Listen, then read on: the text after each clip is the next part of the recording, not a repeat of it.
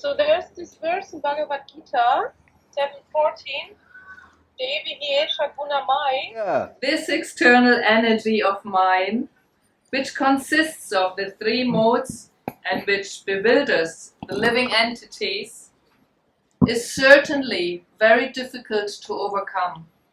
But those who take exclusive shelter of me can easily transcend this Maya. Okay, so you have the translation of the verse.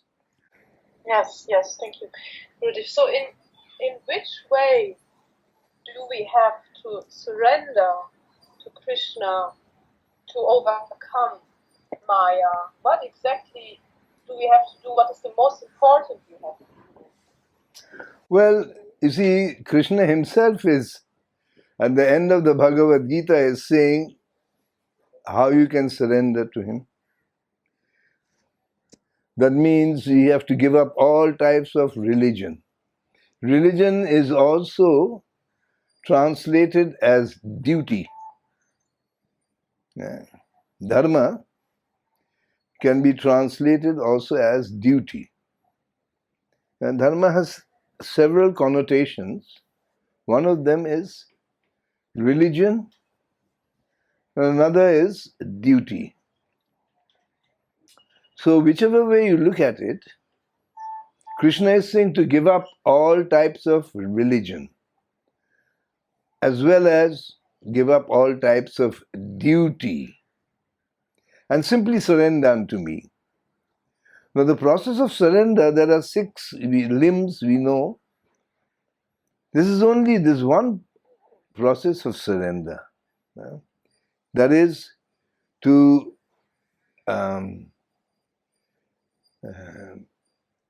carry out the 6 limbs of surrender.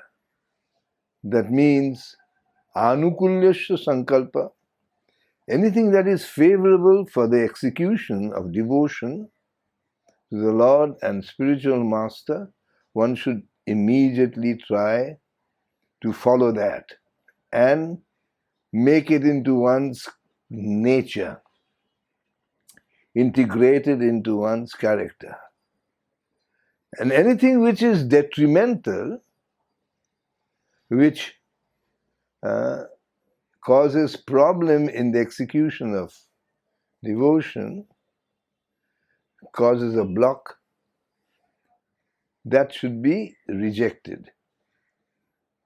To think that Krishna, to be confirmed, to be convinced that Krishna will protect me under all circumstances. To fully depend on Krishna. We should not depend on anyone else. We should know that everything comes ultimately from Krishna. But Krishna always finds a via media to give us things. But ultimately it's all from Krishna. So Krishna is my maintainer. And also Krishna is my protector. And then Karpanya, feeling very modest, very humble, taking a humble position. And with body, mind and soul to serve the Lord, to surrender to the Lord. So these are the 6 limbs of Sharanagati. Now, we should not think that this 6 should be followed only in the beginning as a neophyte. This should be followed all the way up to prema. However, in different levels of development, the explanation of these 6 limbs take on a different mode, a different factors are included. For example, in the beginning, one rejects all sorts of material engagements.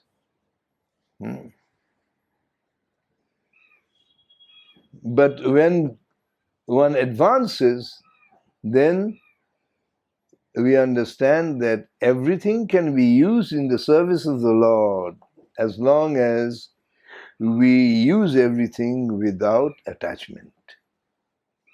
Vairagya Vidya. So, everything that is favorable with anything that is what is unfavorable? The most unfavorable thing is the intimate contact with non-devotees. It's the most unfavorable of all the unfavorable things.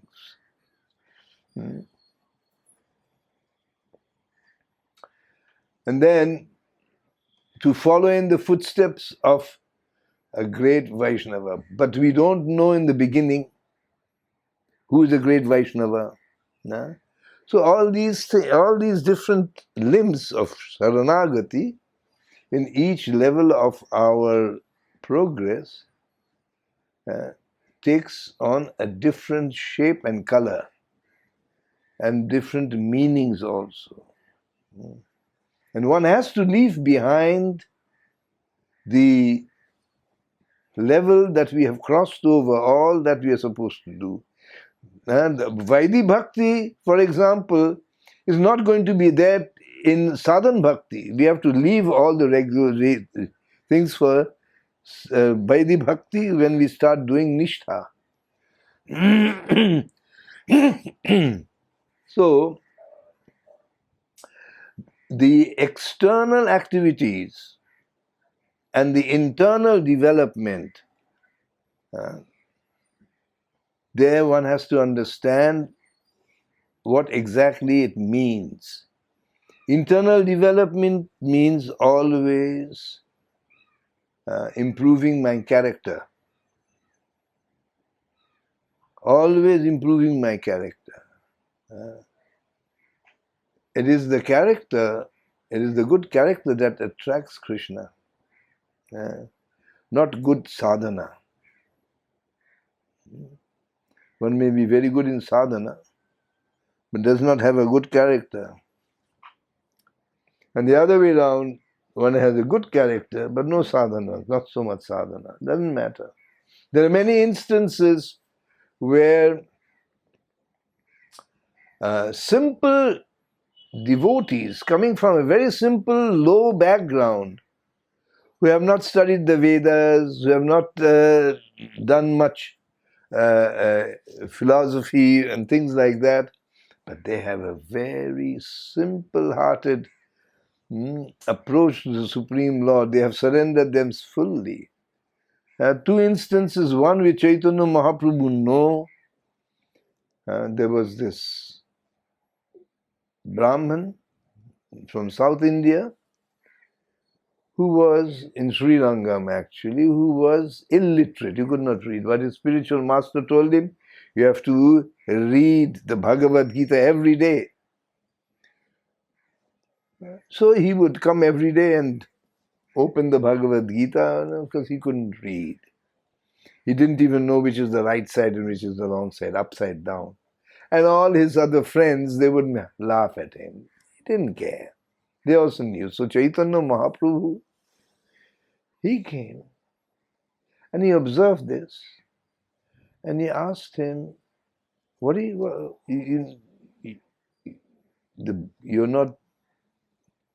you're studying the Bhagavad Gita every day, but why are they laughing? So they're laughing because they know I'm illiterate. So if you're illiterate, why are you reading the Bhagavad Gita? Oh, my spiritual master, he knew that I was illiterate. So he told me that I should read the Bhagavad Gita every day. If he knew that I'm illiterate, and yet he has asked me to do it, I have to do it. My spiritual master has asked me. Right? So then he would cry when reading the Bhagavad Gita. So Mahaprabhu asked him, why are you crying? I'm crying because when I think that the Supreme Lord, who is the creator of all these universes, is the controller of everything, is so powerful that even he is serving his devotee. Just to think, what a magnanimous character my Lord is. Just to think about his magnanimous character, I begin to cry. There is already expressing bhav. Tears and horripilation, these are symptoms of ecstasy. But he was illiterate. He never studied the Vedas, he never knew much philosophy. And another example is this aboriginal lady, woman, devotee, in Ram Leela. She was an aboriginal. So from a very young age, she left home because one night she heard that her parents were speaking and were talking about her dowry. Dowry is midgift. Dowry. So she said we should start saving money so we can buy so many goats and this and that, because in the villages that's the dowry, goats. And here is the car, and there's the goat. So when she heard, she was from a very young age very devoted. She would hear, because there was an ashram not far from her house. So she would go there regularly and hear Ram Katha. So she became so attracted to Lord Ram that she decided, I will not marry anyone. It's useless. And my parents are thinking of doing so. She ran away in the night and went to the ashram and told the guru there, said, please give me shelter. I cannot stay in my house. They want to marry me off and I can't get married, and I've already given my heart to Lord Ram. How can I share with somebody else my life? So the priest, the guru said that, look, this is an ashram where women can't stay, but you can stay there and you come every day and you do service like that. So she stayed a little outside and she was coming every day doing service and hearing Harikatha. So one day she decided that when Lord Ram comes, I will definitely give him a special type of berry, bearan berry. But this wild berries, now these wild berries, when they are ripe, they're very sweet. But when they're not ripe, they're very sour. So she would every day, and of course the berries can be dry berries, dried, just like we have here in our different types of, like, what do you call that, dates, and so she would dry and keep it. So she was convinced that one day Lord Ram will come. Why she was convinced, nobody knew. And even the priest would say, are you sure you're collecting? How do you know? She would say, no, Lord will come this way. So actually it happened that Lord Ram was banished for 14 years. So he was going around in the forests. So one day Lord Ram came there. to Shabari's hut. He didn't go to the ashram, but beside the ashram was Shabari's, that's her name. It's actually not a name. Shabari is another Sanskrit word for Aborigine women. Shabari came to her hut. Said, "Oh, Shabari, I know you have kept some berries for me. Bring them out." "Yes, my lord." So what she was doing, she was biting every single berry. But she didn't know whether they were sweet or not. So when it was sweet, she gave it. And when it was not sweet, she threw it away. So she was actually giving her own rest to Lord Ram, and Lord Ram was eating. So she captured Lord Ram's heart just by her love. There are many instances like that. So our surrender, the process of surrender is to develop good character. That is the actual reason. And sadhana is to develop a shield, a protective shield, so that we can keep whatever we have developed within us in the form of character and devotion. Character and devotion go hand in hand. The good character means good devotion. Good devotion means good character. To protect that, we need sadhana. That we do not become attracted to this material world. That we do not become a victim of false ego. So to protect us, sadhana is important. So surrender means that we have to gradually give up bad habits and bad qualities and develop good character and good qualities. You mentioned earlier that we should not talk so much nonsense all the time, and one of the qualities of a Vaishnava would be to be silent. Grave, yes. Yes, Grave. and how is it, how can we realize to be silent in our stage, in the beginner state, because we have to talk nonsense all day long, basically. No, you see, it is not talking nonsense and being silent.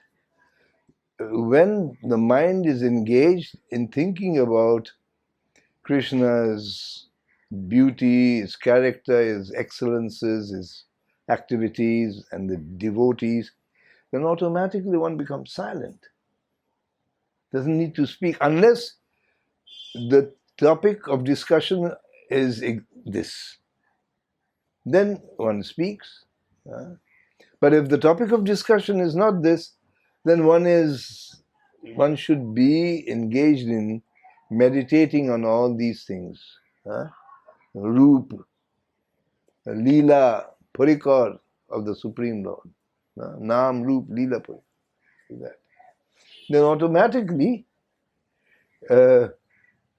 one becomes silent, grave. And when the mind is not interested in, is not attracted to these topics, then they will talk.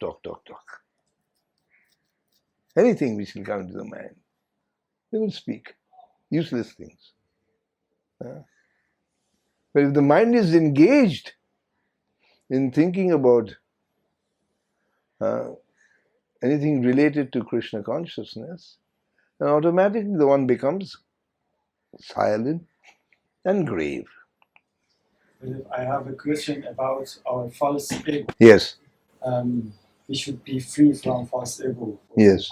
Aware about our false ego. But in practical, how can we be free from false ego during that we are working every day and we have contact with other colleagues and other persons. How can we balance? Now, to be free from false ego doesn't mean one is free from ego. Ego will always be there. Ego means that I am taking note of my own self. I am experiencing myself. The ego does that.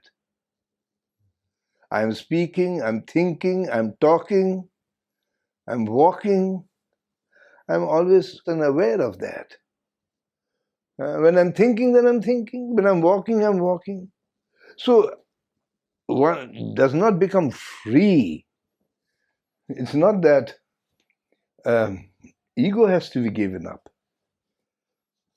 Ego has to be there. But false ego, that means, false ego it means simply that I am always looking for respect and recognition. And in order to deal with this material world in your work, it is not necessary to always see whether you're receiving respect or not. And also ready to give respect to others. That does not mean that the respect you show to Krishna and to the spiritual master that you will show to everyone, no? Each according to the person's status, but respect. Then there's no problem. I mean, false ego means you see everything from the point of view that I am this body. I am this mind and I am this body. And false ego completely ignores the existence of the soul. That is false ego. When I do not take cognition, when I don't take recognition of the fact that I am actually a spirit soul, but I think I am this body and my intellect, my intelligence. That is my real identity. Then that is false ego. Then I am looking for sense gratification because the body, and I'm looking for respect and recognition, position, status, because of my intellect, my intellectual identity. So these two identities minus the soul identity is false ego.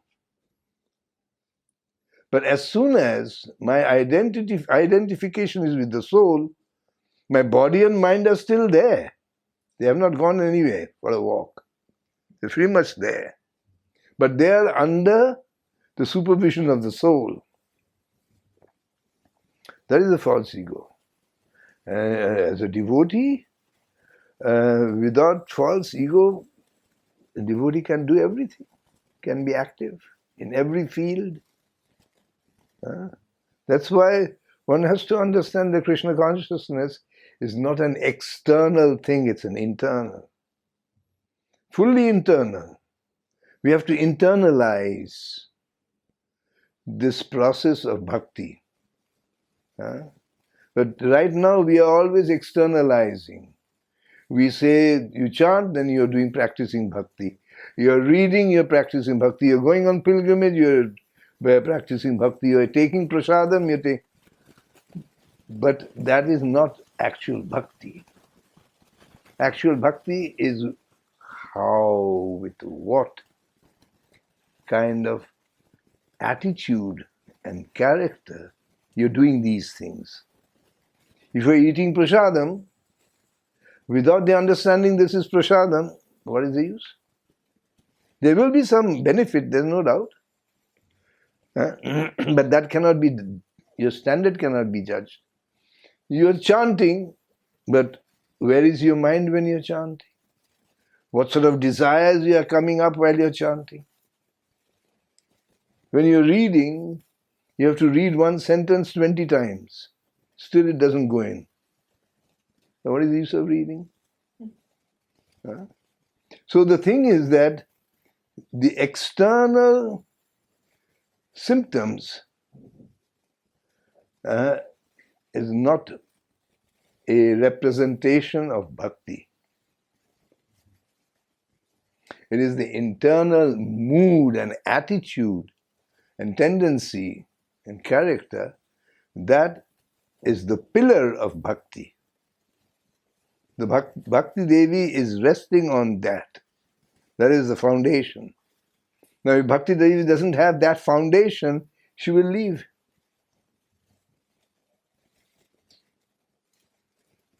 Ego means the soul. False ego means the body and mind. And true ego means the soul directing the body and mind. That is real ego, not false ego. So you don't need false ego, because if you have false ego, you're always facing problem. Always problem is there. You are always looking for recognition. You always think, oh, is he going to insult me? Is he insulting me? How can we have this practice? It's practice. Yes. But we have to understand that I'm the soul, I'm the spirit soul, and then gradually things will take the proper structure. Right now our structure is that the false ego is the main person who's directing all of activities and desires, false ego. And the soul is very much in the distance, it's covered up. You don't even take cognition of the soul. But then when we learn about it and we hear, especially hearing, then we understand, oh yes, I am spirit soul. I'm not only just the body and mind, but I'm also spirit soul. And this is the character of the soul. The false ego will always search for bad character. Envy, hate, duplicity, cheating. That is the desire of false ego. But pure ego, they will choose only divine characteristics. Divine characteristics. Non-violence, compassion, truthfulness, tolerance, cleanliness. The false ego is not clean, but it hides its dirt. There's a difference. The false ego will present himself as clean by hiding its dirt.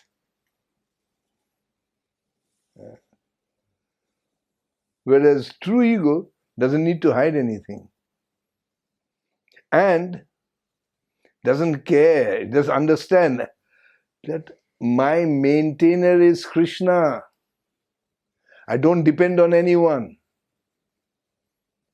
So whatever happens in my place of work is all in the hands of Krishna. I don't have to worry. I just have to simply act in the proper manner. Then everything will happen. Why? It's not that without a false ego, I cannot be functional in society or in my work. That's not true. What if I'm realizing or recognizing that I am facing the false ego, is it then the best thing just to chant in this moment, or Is this helpful, for example? Chanting is helpful in all circumstances. Every individual has a particular method of protecting, and chanting is very good. Or simply thinking of Krishna. It depends on the individual. Buddha, what does it mean to give up all duties? We've read in the verse before. Krishna is saying that to give up all types of duties. It means that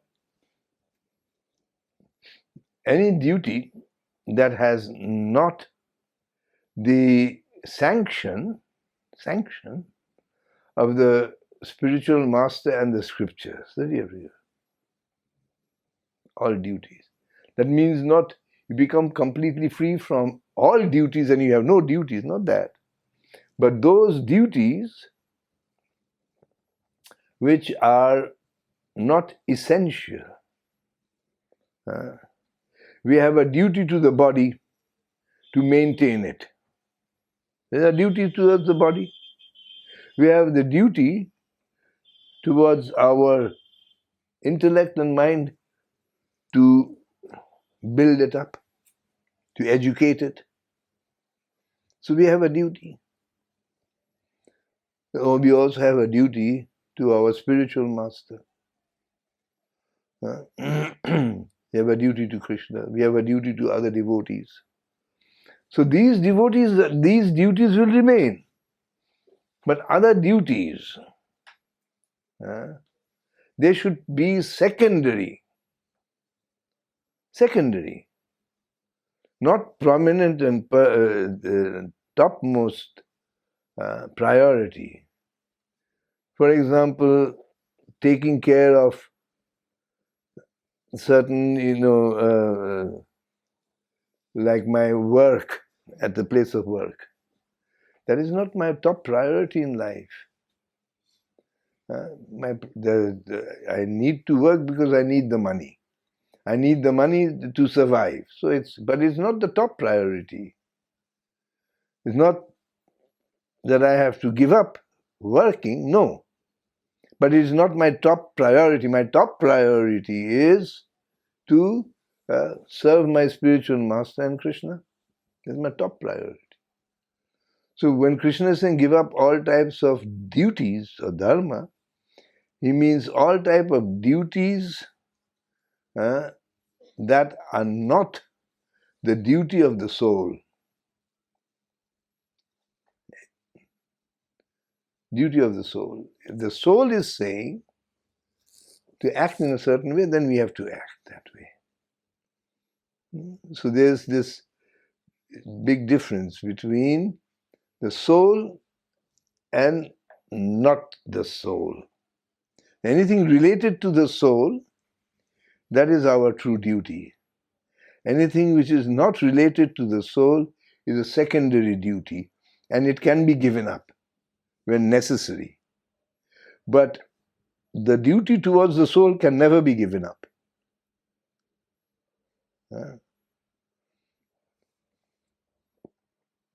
And Krishna was also speaking about occupational duty. Like Arjun is a Kshatriya, he's a warrior. So he has a duty also as a warrior. But he did not want to fight on the basis of non-violence. Now, non-violence is a very good characteristic. But if non-violence is not obeying the orders of the spiritual master or Krishna, like Arjuna was doing, then it is not a good character. Becomes a blemish, becomes a bad character. So like that, we have to judge everything according to these two perspectives. One is the transcendental perspective, which deals with the soul, our true identity, and this mundane perspective world, which deals with the body and mundane mind. So this we have to understand.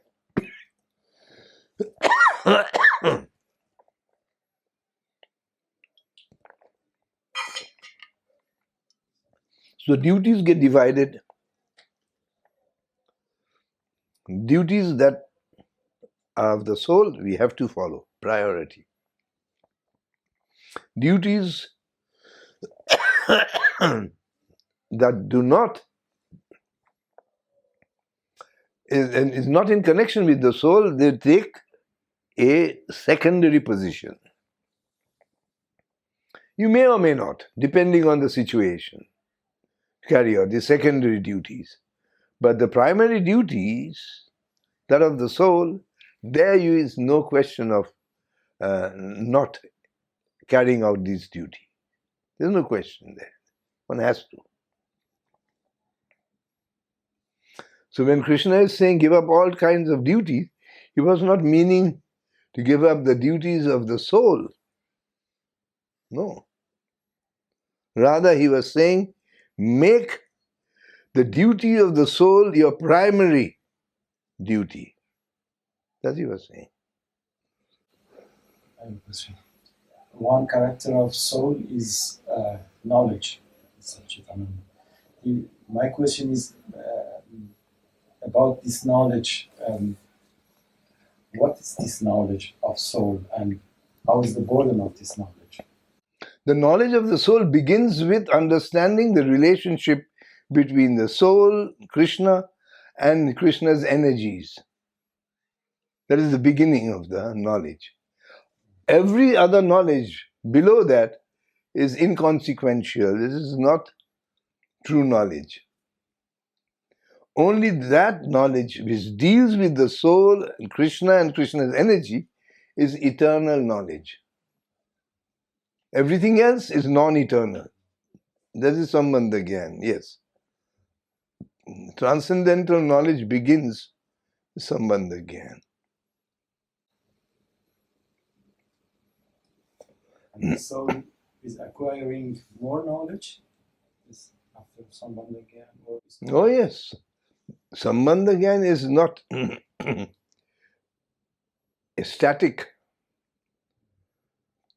theory. It's a dynamic energy. Knowledge, transcendental knowledge is energy. Therefore it is dynamic. So it's constantly expanding, constantly deepening and becoming more profound. So the more we advance, the more we understand how deep is the relationship between me and Krishna's energies. In the beginning, our understanding of the soul is very limited. The understanding of Krishna is also very limited. Understanding of Krishna's energy is also very limited. So this knowledge, known as Sambandha Gyan, is constantly expanding, constantly. The more we know about myself, the more we know about Krishna, the more we know about Krishna's energy, and how all these three are interconnected. That also we realize. This comes in the form of realization. Knowledge, but realized knowledge. And this knowledge is acquiring during the living entities living, has a body? Yes, yes. Or after leaving the body is expanding? No, after leaving the body, then in this, it depends on where you go. After leaving the body. Depends where you go. If you get another human body, then the knowledge will keep on expanding.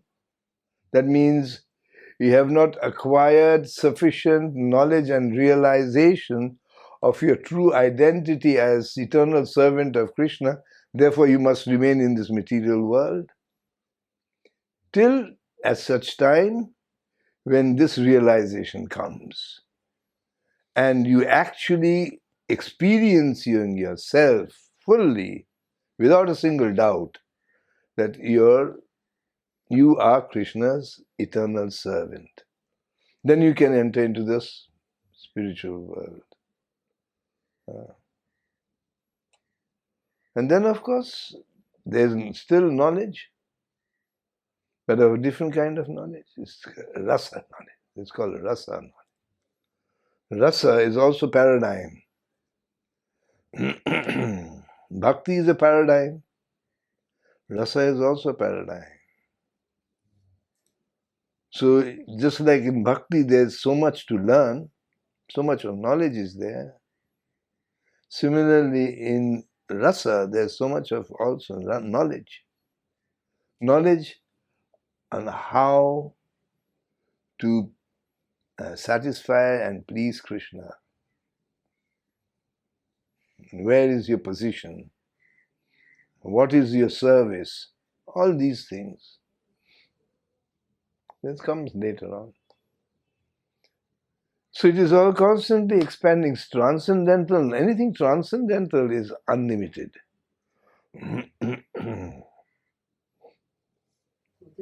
Gab es in dem vorherigen Zeitalter auch Grihastas? Ja, immer. The Grihastas have to be there, otherwise all the souls who are waiting to become free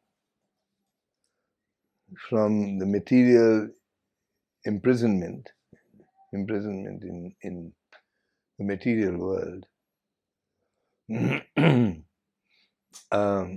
they're all waiting to take birth as a human being. Because only as a human being and on earth, only chance one gets to go to the spiritual world. Otherwise, in no other place in there are 14 planetary systems. So out of the 14 planetary systems in Vedic cosmology, only the Earth planetary system gives one the opportunity to go to the spiritual world, to Krishna, back to Krishna.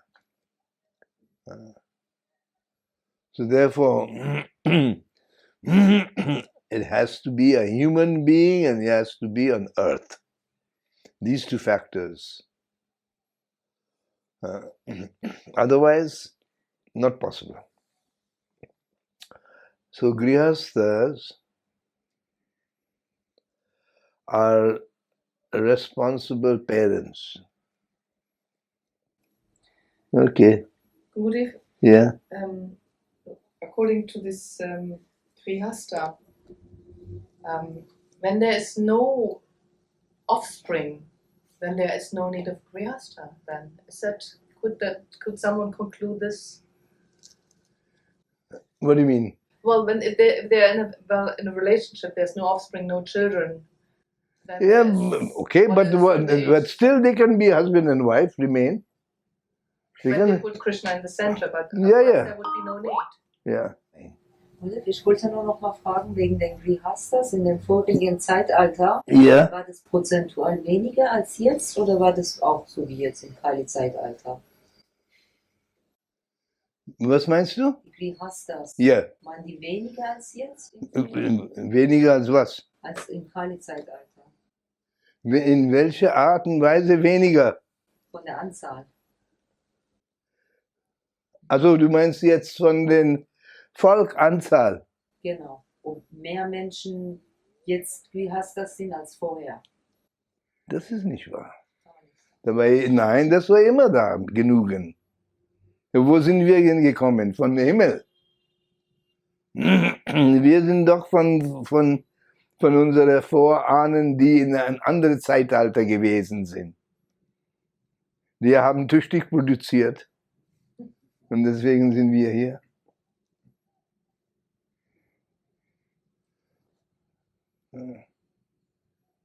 Das war immer viel da. Sogar, wenigstens in Indien, ich glaube auch in der westlichen Welt, es war kinderreiche Familie. Kinderreiche Familie. So deswegen zu sagen, dass es in den anderen Zeitalter gab es vielleicht mehr, wenn nicht anderes. Es gibt mehr, weil die Verhältnisse waren viel besser, die Menschen waren viel zufrieden und da war genügend Essen da, gutes Wasser, gutes Essen, nicht jetzt wie jetzt, ist alles verdorben. Und deswegen, und die lebten auch länger. In Treta Yuga, vorherige Yuga, 1000 years. The people were living for 1000 years. So there were the Grihasthas had enough time to produce many. No problem. And in Dwapar Yuga, 10,000 years also. Enough time. And people were religious. In Kali Yuga, people are irreligious. Constantly there's fight. Constantly there's battle. War is going on. Constantly from the beginning of history. And that was not the case in the other. People were much more peaceful.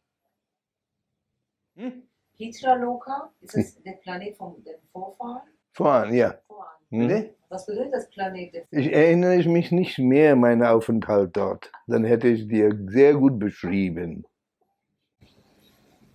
Weil es oft heißt manchmal, dass man dann den Planeten der Vorfahren erreicht. Ja, natürlich. Ja, klar. Man kann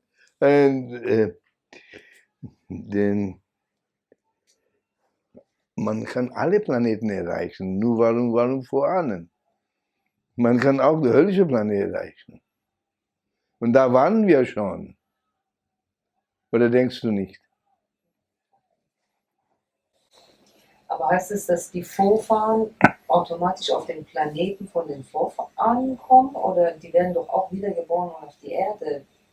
Ja, wenn es deren Aufenthalt, also es ist immer begrenzt. Wenn es vorbei ist, dann kommen sie wieder. Ja. Gehen sie zuerst auf diesen Planeten und dann kommen sie auf die Erde. Ja. Alle müssen auf die Erde kommen, um Befreiung zu erlangen. Das ist das einzige Platz, wo man Befreiung erlangen kann.